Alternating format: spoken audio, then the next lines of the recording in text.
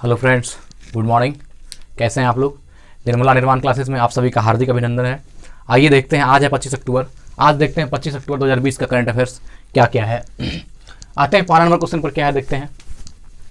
हाल ही में संयुक्त राष्ट्र दिवस और विश्व पोलियो दिवस कब मनाया गया? तो ये है 25 अक्टूबर। क्या कह रहा है? हाल ही में संयुक्त राष्ट्र दिवस, है ना, संयुक्त राष्ट्र दिवस, और साथ में क्या है, विश्व पोलियो दिवस, वर्ल्ड पोलियो डे, विश्व पोलियो दिवस कब मनाया गया? तो ये 24 अक्टूबर को मनाया गया। कब मनाया गया?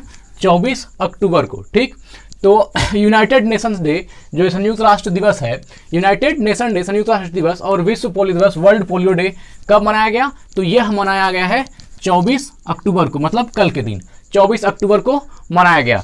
और ये जो है संयुक्त राष्ट्र दिवस, संयुक्त राष्ट्र संघ, संयुक्त राष्ट्र जो है, इसका हेडक्वार्टर कहाँ है? न्यूयॉर्क में। कहाँ है संयुक्त राष्ट्र का हेडक्वार्टर कहाँ है?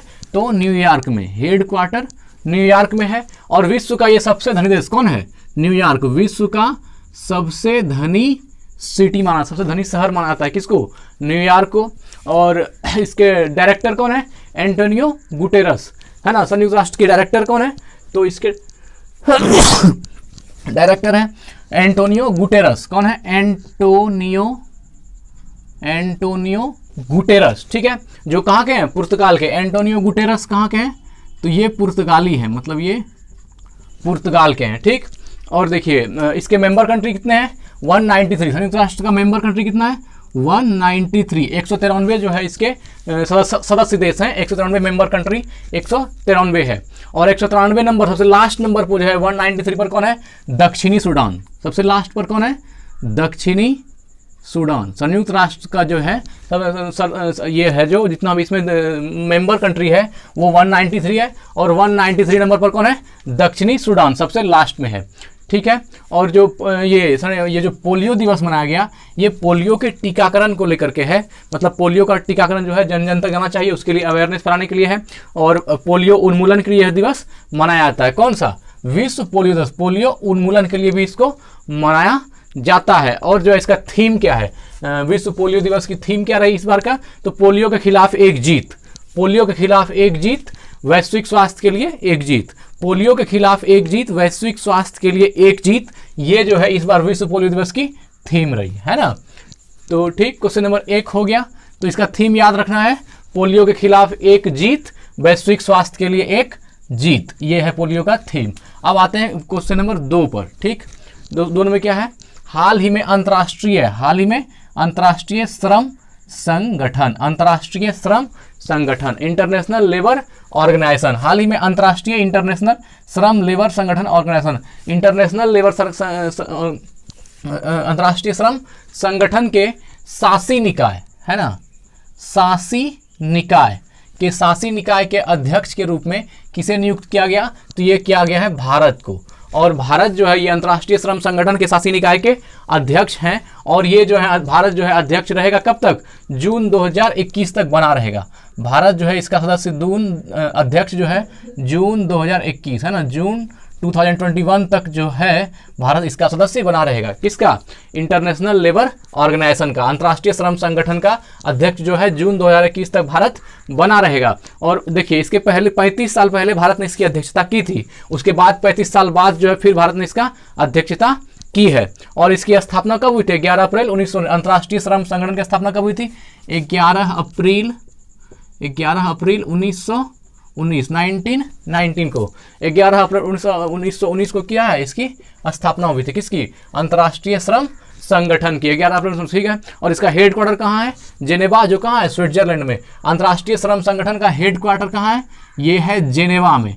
और जेनेवा कहाँ है? तो ये है स्विट्जरलैंड में। ठीक, स्विट्जरलैंड में जेनेवा है, ये इसका हेडक्वार्टर हो गया। ठीक है, और डायरेक्टर कौन है? डायरेक्टर जनरल कौन है? गाय राइडर। इस श्रम संगठन का जो डायरेक्टर कौन है? गाय राइडर नाम है इनका। गाय राइडर जो कौन सी है? इनके डायरेक्टर है। किसके? अंतर्राष्ट्रीय श्रम संगठन के डायरेक्टर। बड़ा इंपॉर्टेंट क्वेश्चन है, कौन है? गाय राइडर। ठीक है, गाय राइडर। और इसका क्वार्टर कहाँ है? तो हेडक्वार्टर जेनेवा स्विट्जरलैंड में है। और जो है इंटरनेशनल लेबर डे हम लोग यहाँ भारत में जो बनाते हैं, ये भारत में जो बनाते, सॉरी, इंटरनेशनल लेबर डे कब बनाते हैं? 1 मई को। 1 मई को इंटरनेशनल लेबर डे। कब मनाते हैं? तो ये मनाते हैं 1 मई को। ठीक, ये था 2 नंबर। आते हैं क्वेश्चन नंबर 3 पर। क्वेश्चन नंबर 3 क्या है? हाल ही में IMF है ना, IMF इंटरनेशनल मनी फंड, हाल ही में IMF के 190वां सदस्य के रूप में कौन सा देश शामिल हुआ? तो ये हुआ है एंडोरा।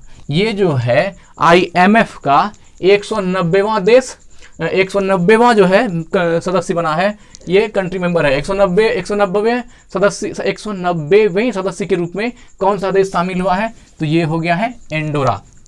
एंडोरा जो है सदस्य, ठीक है। और कुल इसका IMF का कुल कंट्री मेंबर कितना है? 189, सॉरी 190 तो हो गया, लेकिन इसके पहले जो 189 था, जब इसका IMF का जो सदस्य मेंबर जो है 189 था, तो 189 पर कौन था? तो 190 पे कौन था? नेहरू था। 189वां पे जो है इसका सदस्य कौन था? नेहरू था। इसके बाद 190 पर कौन बन गया? 190 पे कौन होगी शामिल हो गया? तो एंडोरा। 189 पर कौन था? तो 189 189 पर कौन था? 189 पर नेहरू बना था, और 190 पर कौन बन गया? एंडोरा बन गया। ठीक, एक चीज़ ध्यान रखना है कि IMF और वर्ल्ड बैंक दोनों की जो है कंट्री मेंबर पहले समान थी। IMF की और किसकी? IMF की और इसके वर्ल्ड बैंक की, दोनों का कंट्री मेंबर क्या था? समान था। IMF का और वर्ल्ड बैंक का दोनों का 189 था, और दोनों ही समान में था। जो भी कंट्री वर्ल्ड बैंक की मेंबर होती है, ऐसा ये देखिए, ये ऑटोमेटिक है, जो भी कंट्री वर्ल्ड बैंक की मेंबर होती है वो ऑटोमेटिकली जो है IMF की भी मेंबर हो जाती है। ये एकदम स्वाभाविक है, मतलब ऐसा है इसका कि जो भी कंट्री, जितनी भी देश कंट्री है वह वर्ल्ड बैंक की मेंबर होती है, वो ऑटोमेटिकली जो है IMF की मेंबर भी बन जाती है। तो 190वां सदस्य के रूप में कौन आया? एंडोरा। 189 पे कौन था? नेहरू। चलिए आते हैं क्वेश्चन नंबर 4 पर। क्वेश्चन नंबर 4 क्या है? हाल ही में लेबनान के नए प्रधानमंत्री, लेबनान की राजधानी कहाँ है? बेरूत। हाल ही में लेबनान के नए प्रधानमंत्री कौन बने हैं? तो ये बन गया है साद हरीरी। साद हरीरी, ये लेबनान के नए प्राइम मिनिस्टर हैं, नए प्रधानमंत्री हैं। हाल ही में लेबनान के नए प्रधानमंत्री साद हरीरी कौन बन गए हैं? साद हरीरी। ठीक है, और साद हरीरी जो बने हैं, तो इसके पीछे क्या कारण है ये भी जान लीजिए कि कैसे इनके पहले कौन था और कैसे कैसे हुआ। तो हाल ही में जो है ना, बेरूत में अमोनिया नाइट्रेट का ब्लास्ट हुआ था। अमोनिया क्या होता है? NH4 नाइट्रेट, NO3 है ना, अमोनिया नाइट्रेट, NH4NO3 के कारण ब्लास्ट हुई थी। ठीक है, ये जो NH4NO3 है, इसका ये ब्लास्ट किया था कहाँ पर? लेबनान में। ठीक है ना, तो लेबनान की राजधानी बेरूत में ब्लास्ट किया था। तो इसके चलते जो है वहाँ का जो वर्तमान प्रधानमंत्री था उस समय का, तो वो था हसन द्वीब। कौन थे? हसन द्वीब। ठीक है, तो ये विस्फोट NH4NO3 के अमोनिया नाइट्रेट के विस्फोट के कारण जो है ये हसन द्वीप को इस्तीफा देना पड़ा। इसको जो है जनता ने वहाँ गया, जो समझिए उसको हटा दिया गया हसन द्वीप को, और हसन द्वीप को इस्तीफा देना पड़ा। इसके बाद जो है हसन द्वीप के बाद जो है यहाँ के प्रधानमंत्री बने थे मुस्तफ़ा अदीब। कौन बने थे? मुस्तफ़ा अदीब जो है यहाँ के प्रधानमंत्री बने। हसन द्वीप के बाद तो ब्लास्ट का काम जो हुआ था, अमोनियम नाइट्रेट का जो ब्लास्टिंग हुई थी NH4NO3 की, ये हसन द्वीप के समय में हुई थी, तो इन्होंने इस्तीफा दिया, और उसके बाद कौन बना? तो मुस्तफ़ा अदीब। लेकिन मुस्तफ़ा अदीब भी नहीं टिका, और मुस्तफ़ा अदीब के बाद जो है साद हरीरी है। वर्तमान में कौन है? साद हरीरी है। मुस्तफ़ा अदीब को भी हटा दिया गया, जो इस्तीफा जो भी हो ये रहे नहीं। उसके बाद कौन बने? साद हरीरी। ठीक, तो ये था लेबनान के इसी बारे में। और देखिए इसके जो लेबनान में जो है खेती को वैध करने वाला पहला अरब कंट्री लेबनान है।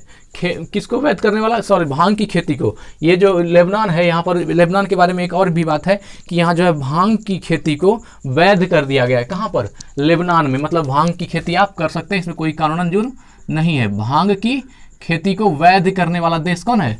तो ये है लेबनान। ठीक है, तो और अभी लेबनान के वर्तमान प्रधानमंत्री कौन है? साद हरीरी। ये हो गया क्वेश्चन नंबर 4। क्वेश्चन नंबर 5 पर आते हैं। ठीक है, प्रधानमंत्री ग्राम सड़क योजना। देखिए तो प्रधानमंत्री ग्राम सड़क योजना PMGSY, प्रधानमंत्री ग्राम सड़क योजना PMGSY को, प्रधानमंत्री ग्राम सड़क योजना को लागू करने में कौन सा जिला टॉप पर रहा है? कौन सा डिस्ट्रिक्ट है जो टॉप पर रहा है? ये रहा है मंडी। मंडी मतलब सब्जी मंडी नहीं, मंडी हिमाचल प्रदेश का एक डिस्ट्रिक्ट है जिसका नाम है, क्या नाम है? मंडी। ये हिमाचल प्रदेश का एक जिला है। तो क्या कह रहा है? प्रधानमंत्री ग्राम सड़क योजना को लागू करने वाला करने वाला कौन सा जिला टॉप पर रहा है? तो ये मंडी डिस्ट्रिक्ट जो है हिमाचल प्रदेश का, एचपी का, ये क्या है, टॉप पर रहा है, मंडी।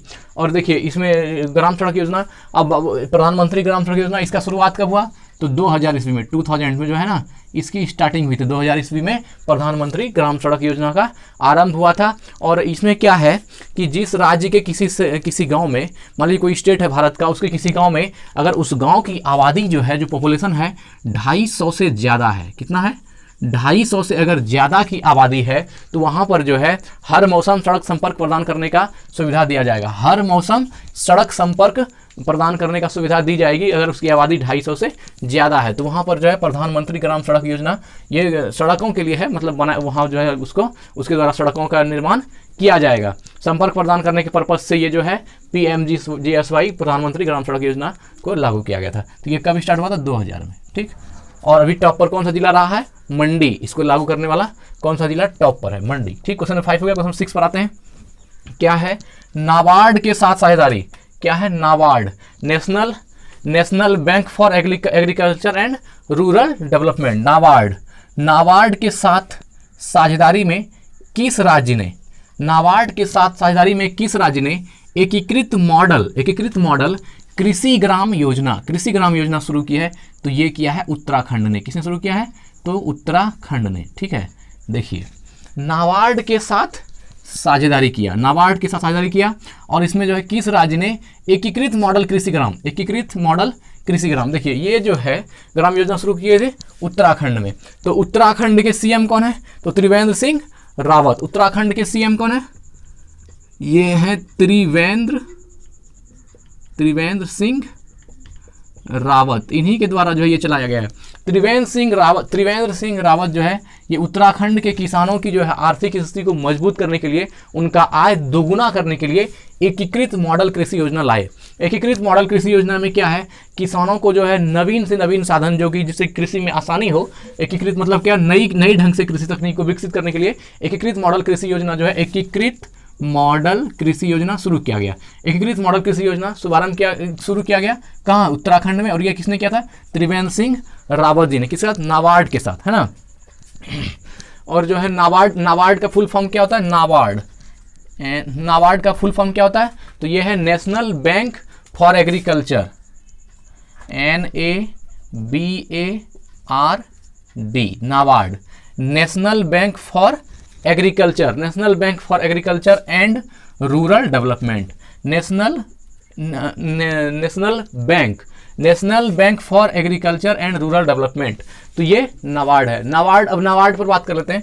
नाबार्ड की स्थापना कब हुई थी? तो ये जो नाबार्ड है इसकी स्थापना हुई थी 1982 में, 1982 में। कब स्थापना हुई थी? 1982 में। नाबार्ड की स्थापना 1982 में, ठीक है। तो याद ही होगा आप लोगों को। नाबार्ड की स्थापना कब हुई थी? 1982 में। और जो है इसका हेडक्वार्टर कहाँ है? मुंबई, महाराष्ट्र में। इसका हेडक्वार्टर नाबार्ड का कहाँ है? तो ये है मुंबई, महाराष्ट्र में। और नाबार्ड के जो अध्यक्ष हैं कौन है? गोविंदा रुजुल चिंटाला। इनके अध्यक्ष कौन है? किसके? नाबार्ड के। तो ये है गोविंदा, है ना, गोविंदा रुजुल चिंटाला, गोविंदा रुजुल चिंटाला। ये जो है गोविंदा रुजुल चिंटाला, इनके अध्यक्ष, किसके? नाबार्ड के। तो ये था क्वेश्चन नंबर 6। क्वेश्चन नंबर 7 पर आते हैं। हाल ही में वेगा, VEGA, हाल ही में वेगा ने अपना ब्रांड एम्बेसडर किसे बनाया है? तो रोहित शर्मा को बनाया है। हाल ही में वेगा ने अपना ब्रांड एम्बेसडर किसको बनाया है? रोहित शर्मा को। और देखिए ला लीगा के ब्रांड एम्बेसडर कौन? रोहित शर्मा। ये जो है ला लीगा, ये देखिए ये और भी एक चीज़ के ब्रांड एम्बेसडर है। कौन? रोहित शर्मा। तो ये है ला लीगा के ब्रांड एम्बेसडर भी रोहित शर्मा है। और जो है ओकले का भी कौन है? रोहित शर्मा। ओकले के ब्रांड एम्बेसडर भी कौन है? रोहित शर्मा। तो रोहित शर्मा 3 का हो गया। देखिए ओकले का, ला लीगा का और वेगा का। वेगा, ला लीगा और ओकले, तीनों के ब्रांड एम्बेसडर कौन है? रोहित शर्मा। जो आप जानते हैं कि रोहित शर्मा कौन है? मुंबई इंडियंस के जो कैप्टन है IPL में, है ना, मुंबई इंडियंस के कैप्टन रोहित शर्मा। तो ये वेगा के भी ब्रांड एम्बेसडर हैं, ये ला लीगा के भी ब्रांड एम्बेसडर हैं और ये ओकले के भी ब्रांड एम्बेसडर हैं। तीनों के ब्रांड एम्बेसडर हैं।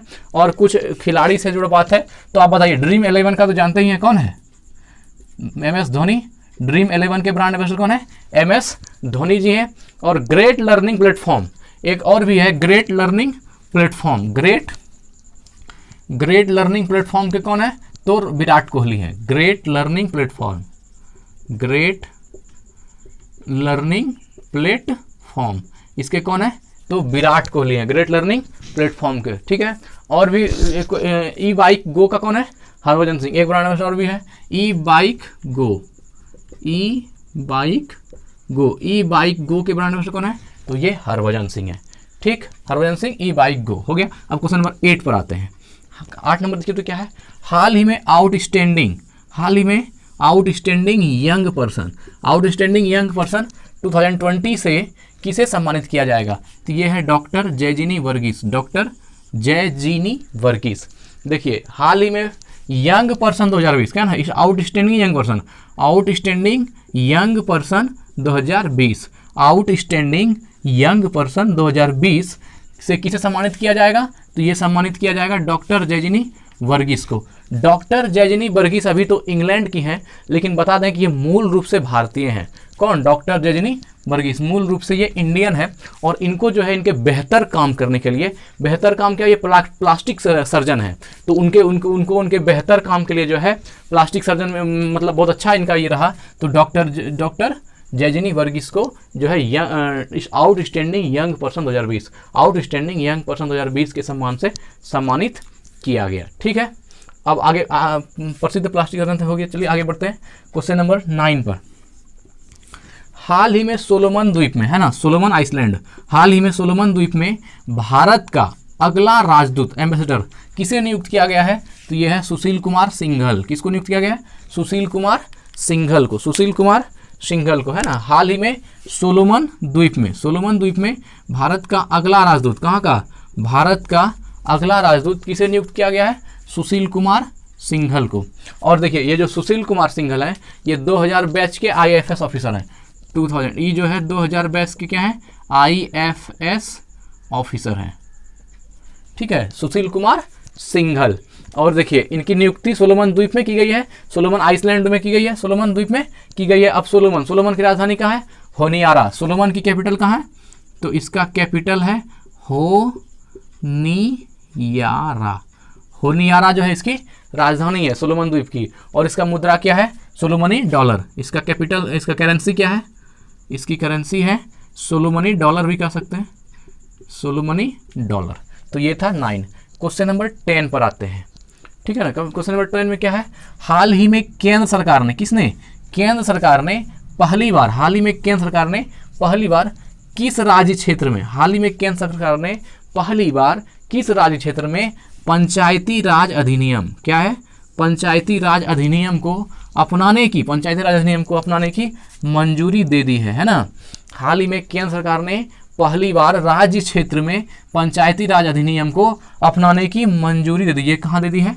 जम्मू कश्मीर में। ये पहली बार जो है केंद्र सरकार ने यहाँ पर जो है राज्य क्षेत्र में पंचायती राज अधिनियम को अपनाने की मंजूरी दे दी। किसने दे दी है? जम्मू कश्मीर में। संविधान भाग 9 के पंचायती राज का वर्णन है। देखिए संविधान में जो है हमारे संविधान के भाग 9 में क्या है? पंचायती राज का वर्णन किया गया है ना। पंचायती राज का वर्णन किया गया है। और अनुच्छेद 40 में, है ना, अनुच्छेद 40 के अंतर्गत सरकार का कर्तव्य है कि पंचायतों की स्थापना करे। किसके अंतर्गत? अनुच्छेद 40 के अंतर्गत। अनुच्छेद 40 के अंतर्गत जो है सरकार का यह दायित्व है कि क्या वो पंचायती राज की स्थापना करे। और जो है इसके रिलेटेड और भी बातें हैं कि भारत में पंचायती राज की स्थापना का शुरुआत कब हुआ था? तो 2 अक्टूबर 1959 को। 2 अक्टूबर 1959 को, है ना। भारत में पंचायती राज की शुरुआत कब हुई थी? 2 अक्टूबर 1959 को। और ये जो है कहाँ से स्टार्ट हुआ था 2 अक्टूबर 1959 को? तो ये स्टेट है राजस्थान। राजस्थान के कहाँ से? तो नागौर जिले से। यह जो है राजस्थान के नागौर जिले से जो है इसका पहले जो पंचायती राज का स्टार्टिंग किया गया। और फिर क्या था? पंचायतों को संविधान का दर्जा कब दिया गया था? पंचायतों को संविधान का दर्जा दिया गया था। और क्या है दिया गया था कब? 24 अप्रैल 1993 को। 24 अप्रैल 1993 को, 24 अप्रैल 1993 को, है ना। 24 अप्रैल 1993 को जो है 24 अप्रैल 1993 को क्या किया गया, पंचायतों को संवैधानिक दर्जा दिया गया। और हाल ही में पंचायती राज दिवस मनाते हैं कब, 24 अप्रैल को। पंचायती राज दिवस कब मनाते हैं हम लोग, 24 अप्रैल को। पंचायती राज दिवस कब मनाते हैं, 24 अप्रैल को।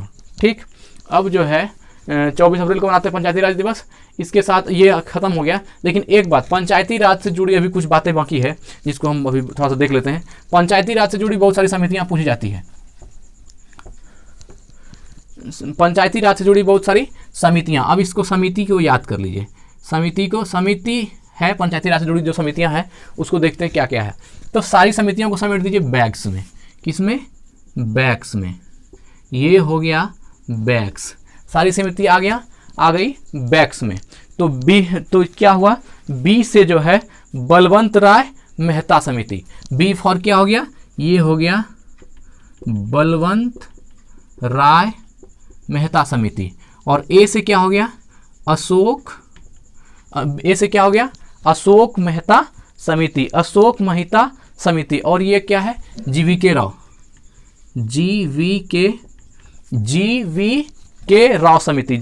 समिति। और ये क्या है, सिंघवी समिति। ये वाला कौन है, सिंघवी समिति। तो ये 4 समिति, एक जो है बलवंत राय मेहता समिति, अशोक मेहता समिति, और एक है जीवीके राव समिति, और एक है सिंघवी समिति। इन चारों समिति को ध्यान रखिए। बैग्स में जो है इसमें संविधान से संबंधित जितनी समितियां हैं सब इसमें आ जाएगी इस बैग में। देखिए बैग माना जो थैला होता है, झोला होता है, वही बैग्स है। तो आपको ट्रिक याद रखना है, ठीक है। तो बी फॉर बलवंत राय मेहता समिति, ए फॉर अशोक मेहता समिति, और जी फॉर जीवेक राव समिति, और एस फॉर सिंघवी समिति। तो बलवंत राव मेहता समिति क्या है, त्रिस्तरीय पंचायती राज। बलवंत राय मेहता समिति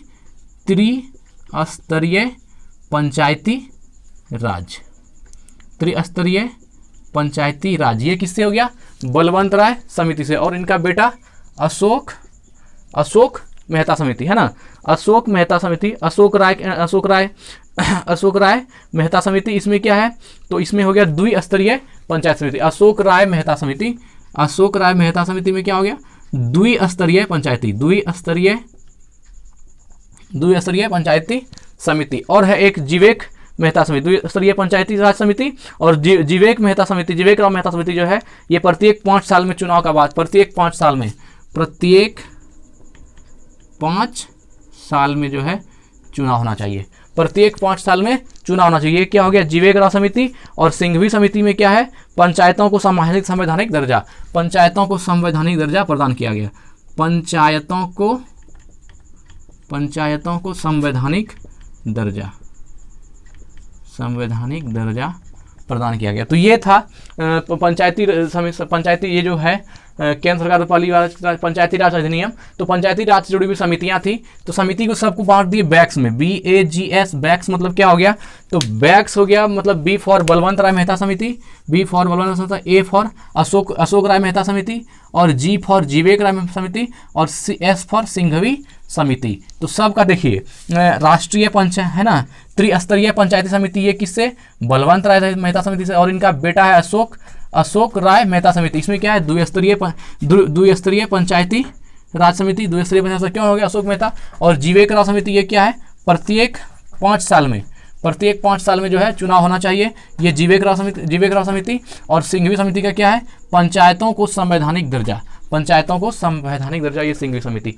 तो ठीक है, आज बस इतना ही, मिलते हैं अगले सेगमेंट में। तब तक के लिए धन्यवाद। स्वस्थ रहिए, मस्त रहिए, वृद्धजनों की सेवा कीजिए। धन्यवाद।